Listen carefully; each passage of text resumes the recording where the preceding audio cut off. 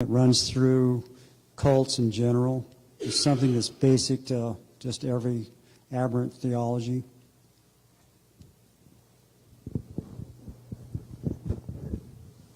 One thing that I've noticed and studying like American-made cults, they're all started by con men.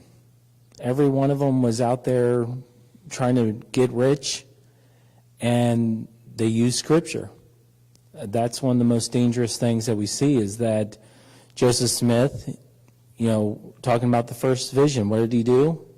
James 1:5.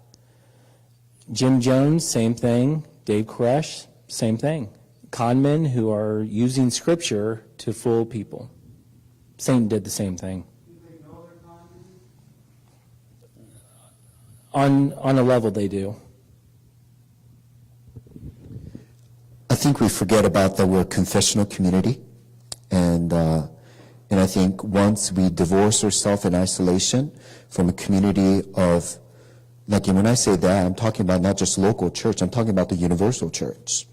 The men and women, early church, and like history of the church and historical theology we're talking about, that kind of helps us. So I'm not talking about his systematic theology, biblical theology, and all those are real important.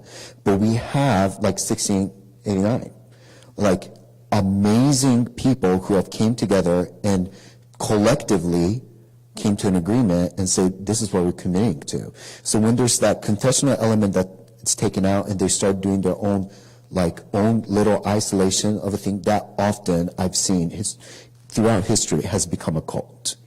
And that's the reason we need one another. It's, I was reading today in my devotional in Ephesians 5 that we speak to one another in hymns, spiritual songs. It's a corporate gathering of a church. That is the church. It's not this mentality that we eat, breathe, and swim in of a postmodern Western individualistic consumer mentality culture that I can have one-on-one with Jesus apart from the church. That's a non-reality. So that's the reason we need this, like what we're doing, that we're speaking truth and love to one another and surrounded the triune God, driven by the gospel, which really our theology then shapes our doxology in the way that we live our life. And I think that kind of ties in with cults.